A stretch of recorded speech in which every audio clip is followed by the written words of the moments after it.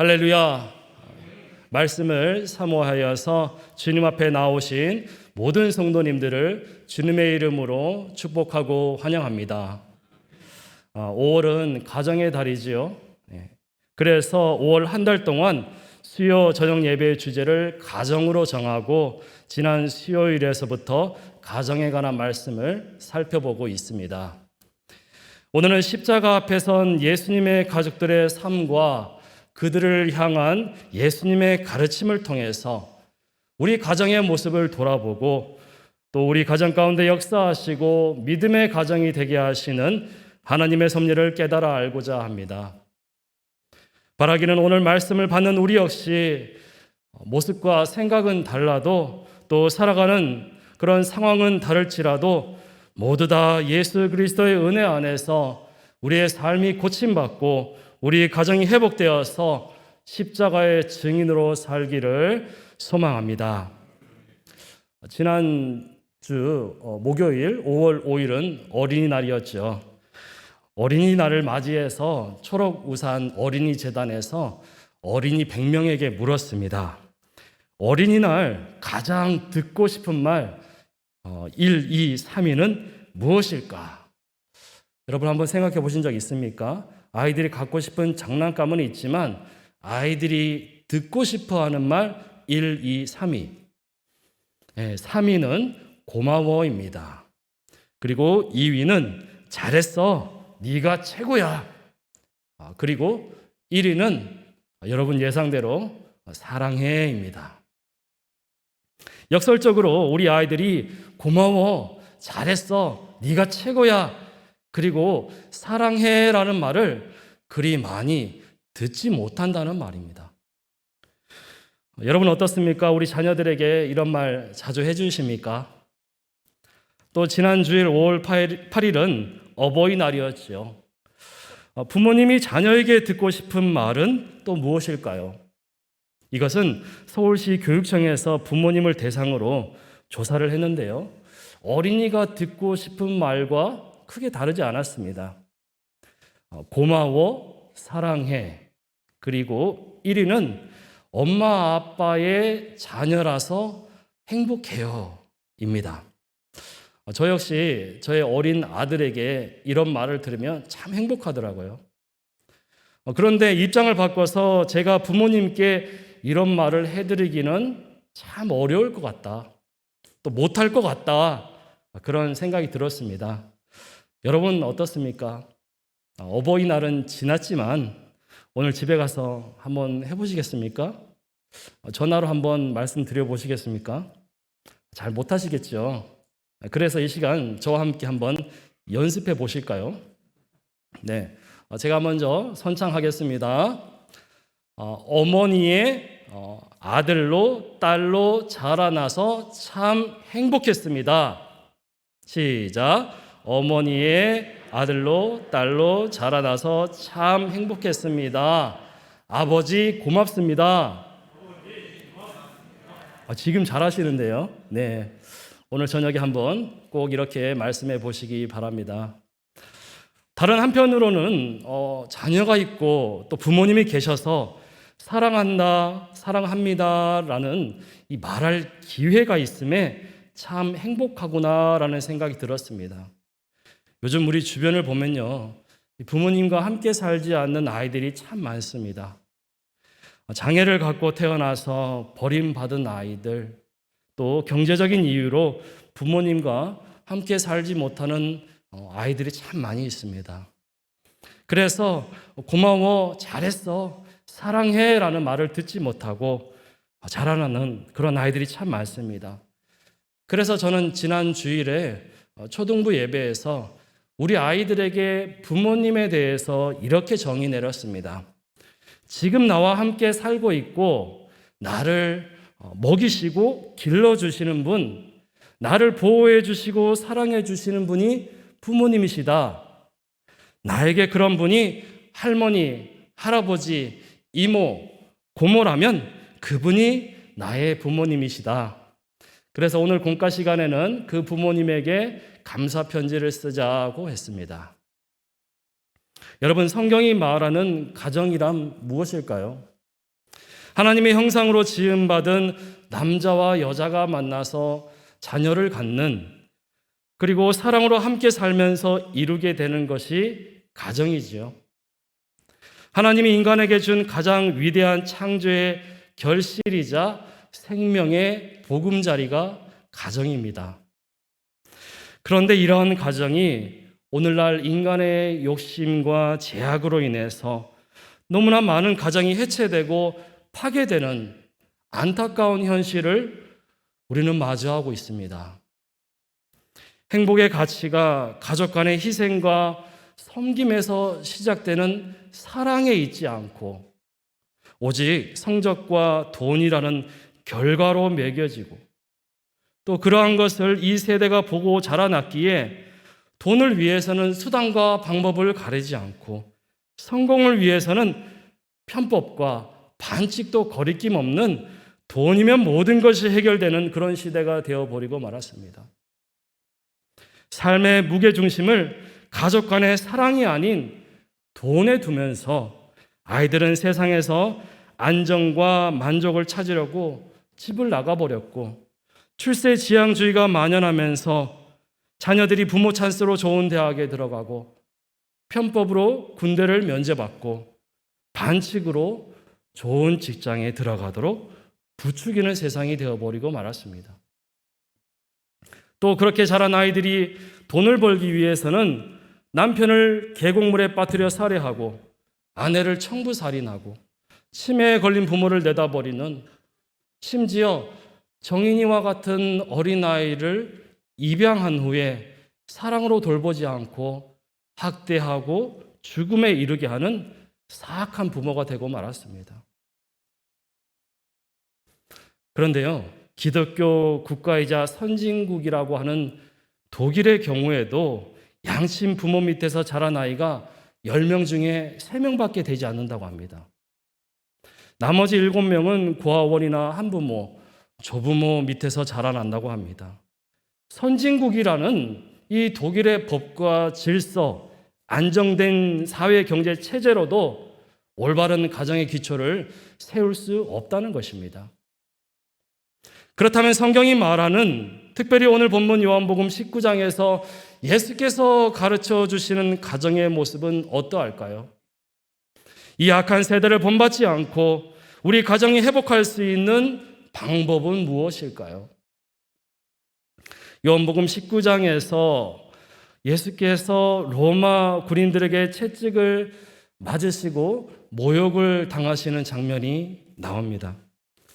그리고 예수를 십자가에 못 박으라 외치는 무리들과 빌라도에 의해서 예수께서 십자가에 못 박히시는 장면이 나옵니다.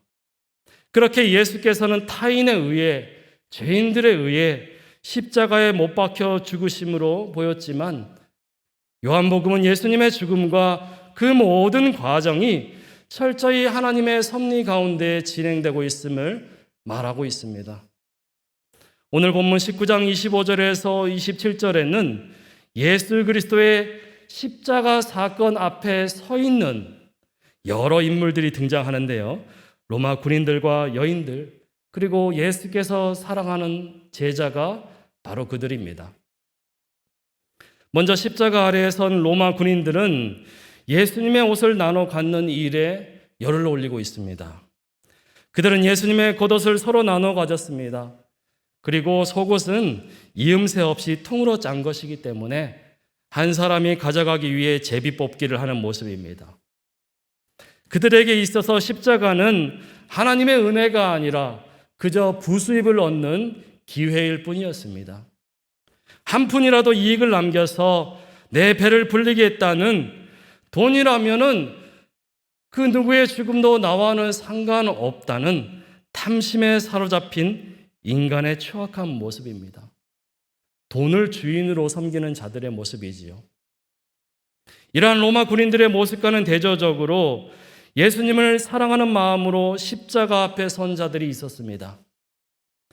어머니 마리아와 이모와 글로바의 아내 마리아와 막달라 마리아, 3명의 마리아와 이름을 밝히지 않은 그 이모라고 기록된 여인, 그리고 사랑하는 제자가 예수님 앞에 서 있었습니다. 이들을 잠시 소개해 볼까요? 글로바는 누가복음 24장에서 소개되는 엠마오로 가던 길에서 예수님을 만난 제자입니다. 남편 글로바는 다른 제자들과 마찬가지로 예수님을 버리고 엠마오로 내려갈 채비를 하던 그때에 글로바의 아내는 예수님의 십자가 앞에 서 있었던 것입니다. 막달라 마리아는 누가복음 8장에 소개된 바에 따르면 7 귀신이 그녀에게 들어왔으나 예수님께 고침을 받은 여인으로 갈릴리 호수 근처 막달라 지역 출신의 마리아입니다. 그리고 마지막으로 예수님의 어머니 곧 동정녀 마리아가 그때 그 자리에 서 있었습니다. 저는 이 말씀을 여러 번 묵상하면서 그 당시의 장면을 떠올려 보았습니다. 십자가에 매달린 아들의 죽음을 바라보는 어머니의 심정은 과연 어땠을까? 제 아들이 5살 때 손을 다치는 일이 있었는데요. 제가 잠시 설거지를 한다고 돌아섰는데 채 1분도 되지 않아서 아이가 자지러지는 그런 울음소리가 들리는 겁니다. 우리 아이 울음소리만 들리면 이 상황이 얼마나 긴급한지 여러분 대충 감이 오지 않습니까? 딱 울음소리가 나는데 이거는 보통 일이 아니다. 큰일이다 싶어서 한 걸음에 달려갔습니다. 달려가 보니까 이 아이가 오른손에 왼손에서 피를 흘리고 있었는데요. 정말로 수도꼭지로 틀어놓은 듯 그렇게 피를 콸콸 쏟아내고 있는 겁니다. 보니까 밑에 커터 칼날이 방바닥에 있는 거예요. 얘가 호기심이 많아서 페트병으로 뭘 만들어 보려고 했다는 겁니다. 그런데 평소에 봤던 그 서랍장에서 커터 칼을 꺼내야 되는데 커터 칼날 그걸 뭉치를 꺼낸 거예요. 그래서 이제 왼손 위에 엄지손가락에 상처가 있게 됐는데 제가 재빨리 물에 씻어 보았더니 아주 칼이 깊게 들어갔습니다. 그래서 아이를 재빨리 들쳐업고 병원으로 갔는데요.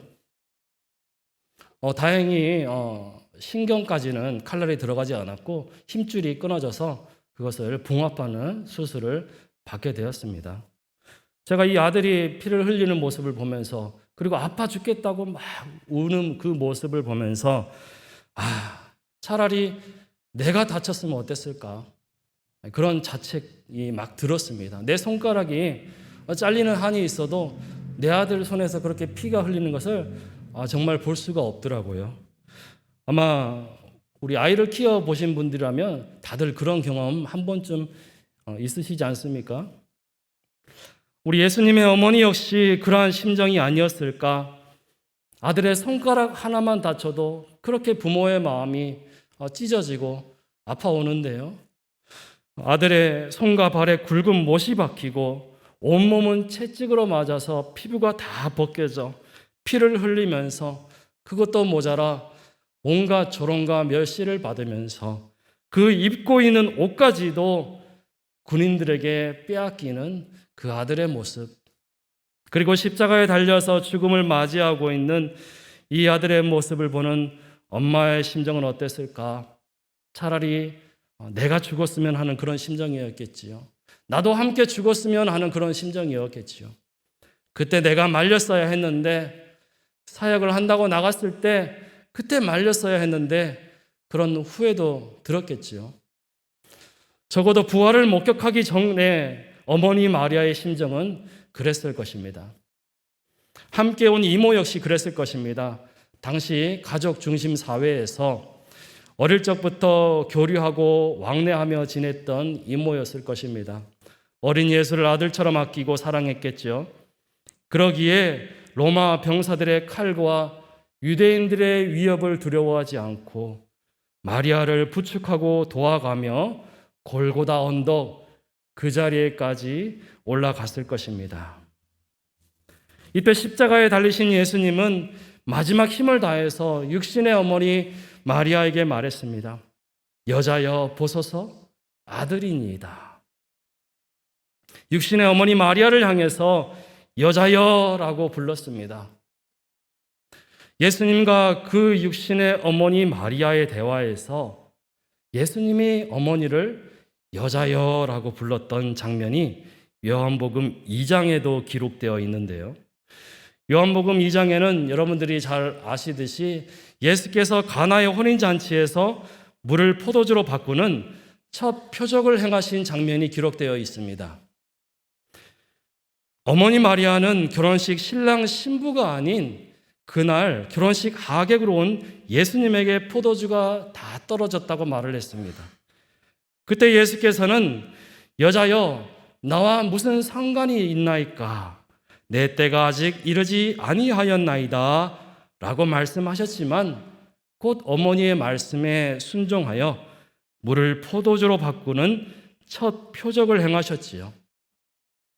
그렇게 어머니 마리아와의 대화를 시작으로 아들 예수에서 세상의 구원자 예수 그리스도로서 사역의 첫 발을 내디디셨고 이후에 본문 19장에서 마지막 사역 곧 십자가에서 온 인류를 위한 대속 제물이 되심으로 그 사역을 다 이루신 후에 다시 여자여라고 어머니 마리아를 부르십니다. 십자가에 높이 달리셨던 예수님은 아들의 죽음에 가슴치며 통곡하고 있는 육신의 어머니를 바라보셨습니다.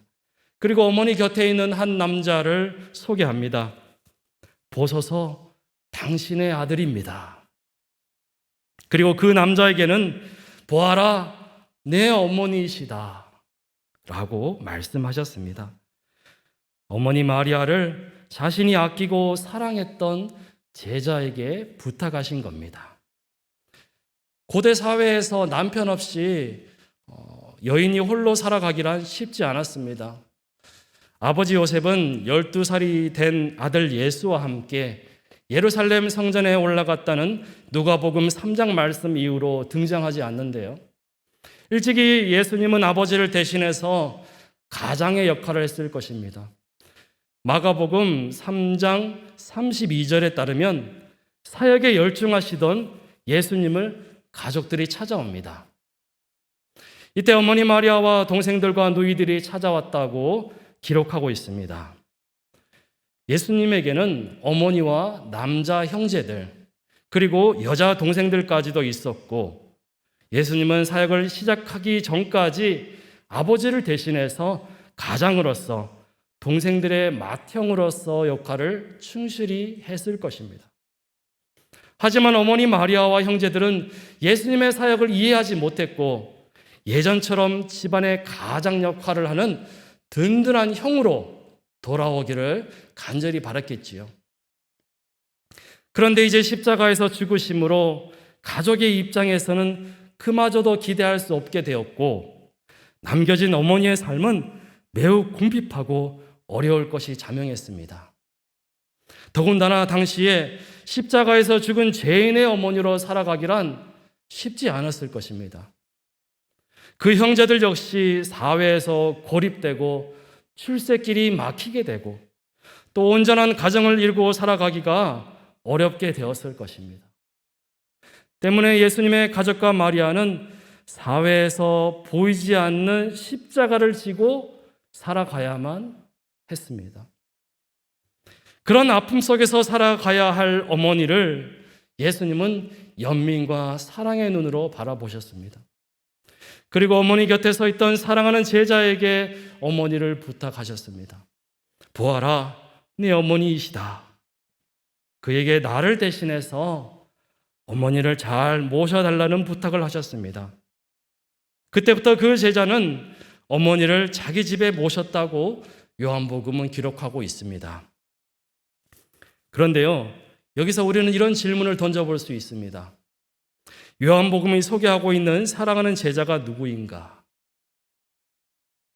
요한복음에는 이 사랑하는 제자가 여러 번 언급되는데요. 요한복음 13장 23절입니다. 예수님의 제자 중 하나 곧 그가 사랑하시는 자가 예수의 품에 의지하여 누웠는지라. 아멘. 또 요한복음 21장 24절입니다. 이 일들을 증언하고 이 일들을 기록한 제자가 이 사람이라. 우리는 그의 증언이 참된 줄 아노라. 아멘. 중세시대 교회들은 이 말씀을 근거로 예수께서 사랑하시는 제자와 복음서의 저자를 동일한 인물로 보고 또 이 인물을 사도 요한과 동일시했습니다.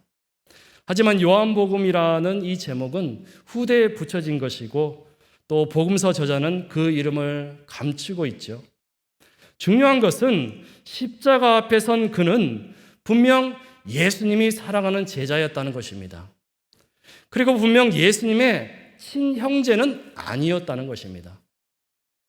그렇다면 우리는 진짜로 묻고 싶은 두 번째 질문을 던져봅니다. 예수께서 아무리 사랑하고 믿을 만한 제자라 할지라도 그가 설령 사도 요한이라고 해도 친형제가 아닌 남에게 어머니를 맡길 수 있는 것일까요? 앞서 언급했듯이 어머니 마리아에게는 예수님을 제외하고 다른 아들, 딸들이 있었습니다.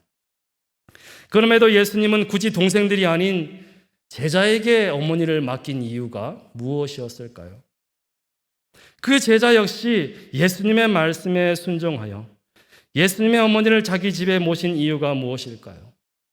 받을 유산은커녕 십자가형에 처한 죄인의 어머니이기에 도움될 게 하나 없는데 말이죠. 예수님의 효심이 그의 마음을 움직인 것일까요? 그리고 그가 예수님의 말씀에 순종하는 신실한 제자였기 때문일까요? 오늘 본문 말씀 26절과 27절을 다시 한번 주목해 봅니다. 26절과 27절에 소개된 인물의 이름에 주목해 보시기 바랍니다. 글로바의 아내 마리아와 막달라 마리아의 이름은 분명하게 기록되어 있는 반면에 앞서 언급했듯이 주님이 사랑하시는 제자와 또 예수님의 어머니의 이름은 기록되어 있지 않습니다. 사복음서의 독자들, 곧 말씀을 읽는 우리가 마리아와 요한이라고 확정하고 있는 것이지요. 그렇다면 마리아와 요한이라는 고유명사가 아닌 어머니와 제자라는 대명사를 써서 두 사람을 소개하는 요한복음의 의도는 무엇일까요? 의도를 알기 위해서는 그 인물의 배경과 행위를 보아야겠지요. 앞서 살펴본 대로 어머니는 아들을 잃어버린 여인입니다.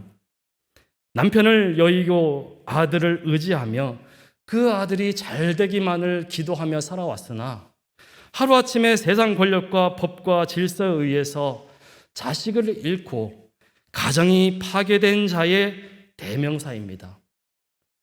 사랑하는 제자는 예수님께 가장 총애를 받았지만 그 역시 다른 제자들과 마찬가지로 주님이 잡히시던 그날 밤에 도망하였던 자였습니다.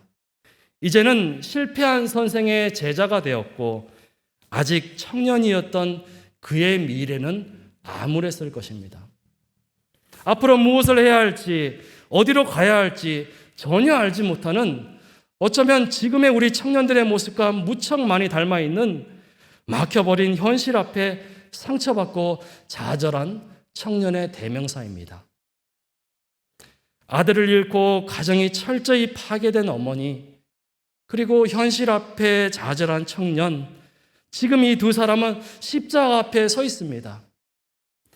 예수님을 따랐던 수많은 무리들, 주를 위해 죽겠노라고 호언장담했던 제자들, 또 육신의 형제 자매들은 세상의 권력과 핍박이 두려워서 다 도망갔지만 이 두 사람은 지금 십자가 앞에 서 있습니다. 예수님은 이 두 사람을 연합해서 한 가정이 되게 하셨습니다. 가나의 혼인잔치에서 물을 포도주로 바꾸심으로 복된 가정을 이루게 하셨듯이 상실과 좌절과 아픔을 가지고 십자가 앞에 선 두 사람을 회복시키시고 가정을 이루게 하셨습니다. 곧 세상의 법과 권력과 돈이면 부모도 죽이고 자식도 팔아버리는 탐욕과 정욕에 사로잡혀서 돈을 섬기는 자들에 의해 철저히 파괴된 이 땅의 모든 가정을 피보다 더욱 진한, 혈육의 정보다 더욱 굳건한 예수 그리스도의 십자가 사랑, 곧 용서와 화해와 사랑으로 다시 회복하도록 하셨습니다. 여러분, 예수님의 십자가의 은혜는 혈육의 가족을 넘어서 새로운 영적 가족을 형성하게 하는 능력이 있음을 믿으시기 바랍니다. 세상의 기준으로 볼 때는 실패한 가족으로 낙인 찍히고, 그래서 죄와 사망의 법 아래에서 고통받고 자책하고 원망하며 살던 우리가 예수 그리스도의 십자가, 곧 그리스도 예수 안에 있는 생명의 법으로 인해 해방되고 다시금 하나님의 자녀로 회복되었습니다. 하나님의 자녀가 되어서 주 안에서 영적인 가족이 되게 하시고 하나의 신앙 공동체, 하나의 교회를 이루게 하셨습니다. 어떻게요? 오직 예수 그리스도 그 이름을 믿기만 하면, 세상을 두려워하지 않고 십자가를 바라보기만 하면 나와 우리 가족과 우리 공동체를 회복시켜 주심을 믿으시기 바랍니다. 저는 4남매입니다. 누나가 있고 남동생이 둘이 있습니다. 그래서 이 길을 가다가 가족들끼리 이렇게 걸어가면 형제가 많은 것이 부끄러워서 한 번씩 길 건너서 저 혼자 걸어가곤 했는데요. 그때마다 집에 와서 엄마한테 아주 많이 맞았습니다. 네, 가족이 부끄럽냐고. 네, 그랬는데 어릴 적에는 누나가 한 명 더 있었습니다. 그 누나는요, 제가 한 6살 무렵에 우리 집에 오게 되었습니다. 저희 부모님이 양녀로 받아들인 것입니다. 누나의 아버지가 알코올 중독으로 가정을 돌보지 않자 어머니가 집을 나가셨고 남겨진 형제들이 뿔뿔이 흩어져서 남의 가정으로 맡겨진 것이었습니다. 당시 고등학교 1학년 나이였던 누나는 그 형제들 중에서도 가장 첫째였고 우리 집에 와서도 첫째 누나가 되었습니다. 여러분 가운데 자녀를 입양해 보셨거나 또 고려해 보신 분이라면 아시겠지만 입양 당사자는 물론이고 입양을 받아들이는 가족들 역시 서로 적응하기가 참 쉽지 않습니다. 갑자기 큰 누나가 생긴 저희 4남매는 부모님께서 결정하신 일이기에 아무런 말도 하지 않고 가족으로 받아들였지만 자라나면서부터 적잖은 갈등도 있었습니다. 지금 생각해보면 누나 역시 청소년기에 남의 집에 와서 적응하며 지내기가 참으로 쉽지 않았으리라 생각되는데요. 그렇기에 누나는 남모를 자신의 아픔과 상처를 신앙의 힘으로 이겨내고자 했습니다. 믿지 않는 가정에서 태어났지만 우리 집에 온 이후로 하나님을 믿게 되었습니다. 누구보다 기도를 열심히 하고 또 말씀을 읽었습니다. 또 교회 일에도 앞장서서 했습니다. 그러던 어느 순간 가정에서나 교회에서나 누나가 처음부터 우리 가족인 것을 누구도 의심하지 않게 되는 때가 왔습니다. 말 그대로 예수의 사랑 안에서 한 가족, 한 가정이 되었습니다. 우리는 어렵고 힘든 시간, 즐겁고 행복한 순간을 함께하며 살게 되었습니다. 시간이 흘러서 누나가 결혼을 하는 날이 왔습니다. 당시 아직 중학생이고 초등학생이었던 저희 4남매는 누나의 결혼식에서 축가를 부르기로 했습니다. 그런데 누나가 이 찬양을 불러달라고 했습니다. 결혼식장에서 우리 4남매는 이 찬양을 다 부르지 못했습니다. 우리 함께 한번 불러볼까요? 나 가진 재물 없으나 남이 가진 지식 없으나 나 남에게 있는 건강이 있지 않으나 나 남이 없는 거 있으니 나 남이 못 본 것을 보았고 나 남이 듣지 못한 음성 들었고 나 남이 받지 받지 못한 사랑 받았고 나 남이 모르는 거 깨달았네.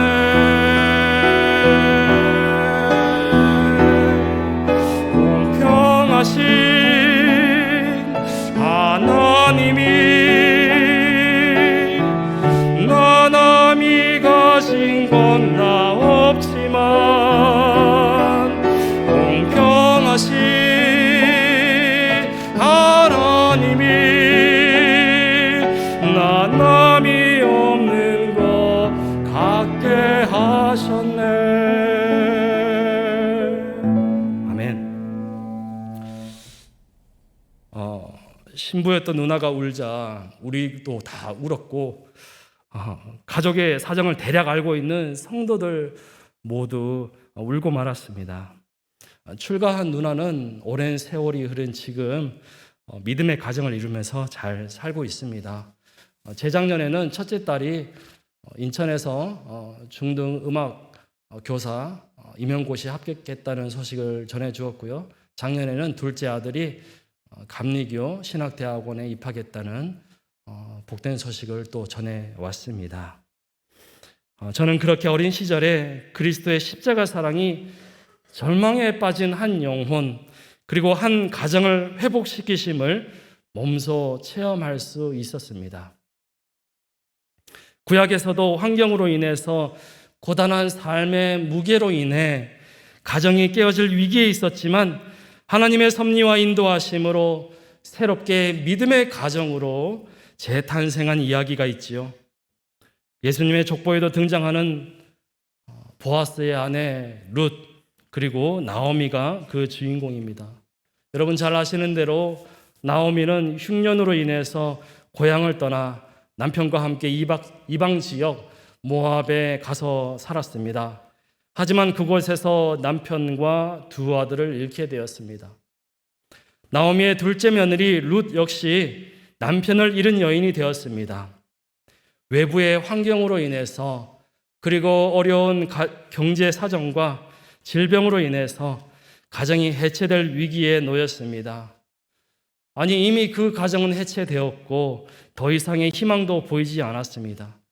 그래서 나오미는 두 며느리를 친정으로 돌려보내고자 했습니다. 재혼해서 행복한 가정을 이루며 살라는 축복의 말도 덧붙였습니다. 이때 룻은 나오미에게 이렇게 말을 하지요. 함께 룻기 1장 16절에서 17절 함께 읽어볼까요?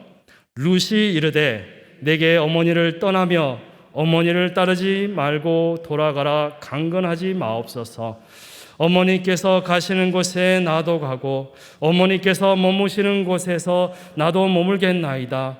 어머니의 백성이 나의 백성이 되고 어머니의 하나님이 나의 하나님이 되시리니 어머니께서 죽으시는 곳에서 나도 죽어 거기 묻힐 것이라. 만일 내가 죽는 일 외에 어머니를 떠나면 여호와께서 내게 벌을 내리시고 더 내리시기를 원하나이다 하는지라. 아멘. 여러분, 룻은 대체 어떤 생각으로 이런 말을 했던 것일까요? 세상의 가치로 본다면 조금이라도 젊을 때 새로운 사람을 만나서 행복을 찾아가야 할 텐데 시어머니를 따라서 전혀 새로운 곳으로 가고 어머니가 믿는 여호와 하나님을 자신의 하나님으로 섬기겠다는 룻의 고백을 우리는 어떻게 바라보아야 할까요? 룻기는 오늘 우리의 가정에 위기가 찾아왔을 때 해야 할 말을 알려주십니다. 가정이 무너지고 깨어지는 그 절박한 상황에서 룻과 같이 믿음으로 가정을 지키고 하나님의 은혜를 기대하면서 가정을 세워나가야 함을 가르쳐 주십니다. 결국 룻의 이 고백과 결심으로 인해서 그녀는 보아스의 아내가 되고 가문의 대를 이어갈 뿐만 아니라 다윗이라는 위대한 왕의 조상이자 장차 오실 메시아 예수 그리스도의 족보에도 오르게 되었지요. 오늘 이 시간 말씀에 빗대어 우리 삶을 그리고 우리의 가정의 모습을 돌아보길 원합니다. 오늘 우리 가운데 주를 떠나갔던 제자들처럼 가정을 떠나 살고 있는 분이 계십니까? 혹은 아들을 잃은 어머니 마리아와 같이 절망과 고통, 큰 상실감으로 슬픔에 빠져 있는 분이 우리 성도님들 가운데 계시거나 혹은 우리 가정에 있지는 않은가요? 나오미와 룻이 겪었던 생각지도 못한 질병과 자연재해, 그로 인해서 사랑하는 사람을 먼저 떠나보내며 슬퍼하면서 아파하는 사람이 우리 가정에 있지는 않은가요? 예수님이 사랑하는 제자와 같이 하루아침에 꿈을 잃고 좌절하고 낙심한 청년이 우리 가정에 있지는 않은가요? 우리 삶 가운데 겪게 되는 모든 아픔과 고통과 질병과 시험과 환난과 문제로 인해서, 또한 세상의 물질과 세상이 정해놓은 기준과 가치로 인해서 가정이 깨어지고 해체될 위기에 빠져 있지는 않으신가요? 만약 내가 지금 그러한 사람이라면, 그리고 우리 가정이 그러하다면 주께로 돌아오시기를, 십자가 앞에 서시기를 바랍니다. 세상의 모든 죄를 지시고 십자가에 달리신 예수를 바라보시기 바랍니다. 그리고 그분의 음성을 듣기를 원합니다. 십자가 앞에 나의 모든 문제를 다 내려놓고 나를 고치시고 우리 가정을 회복시키시는 주님의 음성에 귀를 기울이시기 바랍니다. 당신의 아들입니다. 부활아, 너의 어머니이다. 십자가 앞에 서서 주의 음성을 들었던 이들은 예수 그리스도가 진정 하나님의 아들이심을 고백하고 그 말씀에 순종한 자들은 모두 부활의 증인이 되었습니다. 죽음을 이기시고 부활하신 주를 보았고 전했고 제자가 되었습니다. 믿음 안에서 새로운 가정을 이루었고 그 가정에서 성령의 역사가 일어났으며 그 가정에서부터 초대교회가 시작되었습니다. 오늘 주님은 우리의 가정이 주 안에서 회복되기를 원하십니다. 이 땅의 모든 가정이 세상의 기준과 물질에 의해서 행복한 것이 아닌 나를 위해 죽으시고 부활하심으로 하늘의 소망을 바라볼 수 있도록 하신 예수 안에서 기뻐하며 살라고 명하십니다. 생명을 낳고 그 생명이 사랑받고 자라나는 가정이 되라 말씀하십니다. 부모는 자녀를 위해 날마다 기도함으로 믿음의 모범이 되고, 자녀는 부모님을 주 안에서 공경하는, 그래서 온 가족이 주 안에서 회복되는 복된 가정이 되기를 원하십니다. 이를 위해서 주님처럼 기꺼이 십자가를 지며 살아가시는 저와 여러분 되시기를 소망합니다. 사랑하는 안디옥교회 성도 여러분, 하나님이 맺어주신 가족을 섬기는 것은 은혜의 십자가 위에서 예수님이 우리에게 부탁하신 그러한 일입니다. 더불어 그리스도의 몸과 피로 한 몸을 이룬 영적 가족, 곧 신앙 공동체를 섬기는 사명 역시 우리에게 맡기셨습니다. 이제 그 말씀을 따라서 은혜의 십자가 아래 굳건히 서서 우리에게 맡겨주신 가정, 부모님, 자녀들, 그리고 신앙 공동체 안에서 만나는 모든 믿음의 식구들을 잘 섬기고 지키며 살아가시는 여러분 되시기를 소망합니다. 그리하여 하나님이 이 땅에서 약속하신 축복뿐만 아니라 하나님 아버지의 자녀로서 주어지는 권세와 기쁨을 가득 누리며 살아가시는 전주 안디옥교회 모든 성도님들 다 되시길 우리 주님의 이름으로 간절히 축원합니다. 말씀을 기억하시면서 그 사랑 얼마나 이 찬양 함께 부르시겠습니다.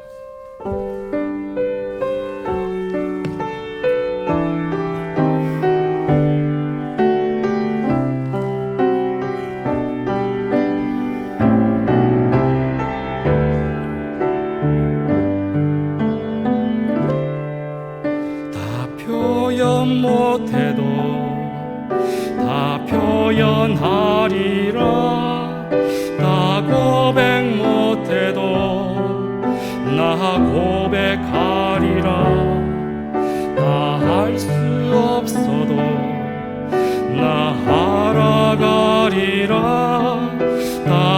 닮지 못해도 나 닮아가리라. 한 번 더 고백할까요? 다 표현 못해도, 나 표현 못해도 나 표현하리라. 나 고백 못해도 나 고백하리라. 다 할 수 없어도 나 알아가리라. 나 닮지 못해도 나 닮아가리라. 그 사랑 얼마나 아름다운지, 그 사랑 얼마나 날 부욕해 하는지, 그 사랑 얼마나 피고 놀라운지리, 그 사랑 얼마나 나를 감격하게 하는지. 네, 한 번 더 고백하겠습니다. 다 표현 못해도, 다 표현 못해도 나 표현하리라. 나 고백 못해도 나 고백하리라. 다 할 수 없어도 나 알아가리라. 다 닮지 못해도 나 닮아가리라.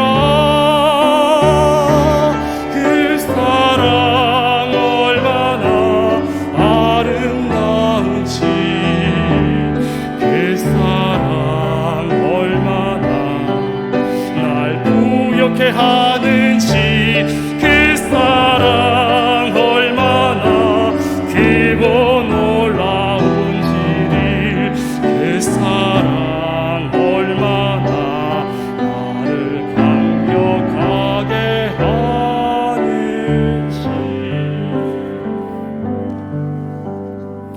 이 시간 우리 다 함께 말씀을 기억하면서 기도하기를 원합니다. 첫째는 세상의 성공과 돈이 우리 가정의 우상이 되지 않게 하시고, 우리의 자녀들이 탐욕과 제약으로 물든 이 세대를 본받지 않게 하소서. 오직 십자가에서 보이신 예수 그리스도의 사랑 안에서 회복하는 우리 가정, 믿음의 가정 되게 하옵소서. 이를 위해서 내가 먼저 십자가 앞에 나와 자복하고 회개하며 그리스도를 바라보게 하옵소서. 사랑으로 부모님을 모시고 믿음으로 자녀에게 본이 되기를 결단하면서 이 시간 함께 주여 한번 부르고 다 같이 기도하겠습니다.